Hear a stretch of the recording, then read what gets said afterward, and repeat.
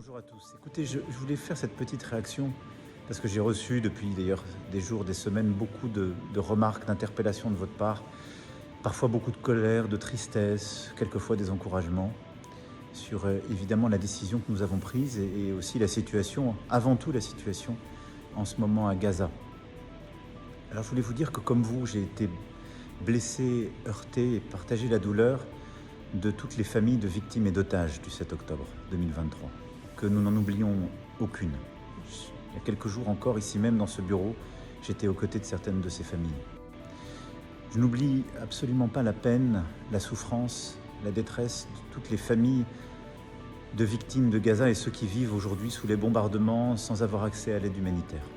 Et au fond, toutes les vies se valent et derrière ça, nous avons des vies volées, des vies emportées, des gens qui souffrent. Ce que veut la France, c'est un cessez-le-feu immédiat.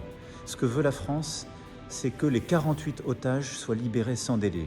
Ce que veut la France, c'est le retour de l'aide humanitaire à Gaza. Ce que veut la France, c'est un jour d'après possible à Gaza, avec le Hamas démantelé et écarté du pouvoir.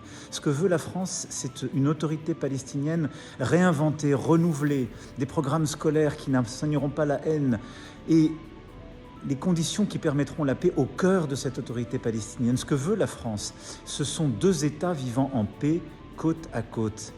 Un État d'Israël qui reconnaît un État de Palestine, un État de Palestine qui reconnaît un État d'Israël, un État de Palestine qui sera démilitarisé et qui vivra en paix aux côtés d'Israël.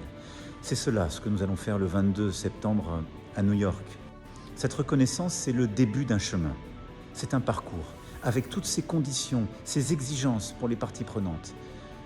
Et au fond, c'est un parcours, un chemin pour la paix, pour sauver des vies et pour essayer ensemble d'être à la hauteur de ce que nous nous devons, la dignité humaine. Merci beaucoup.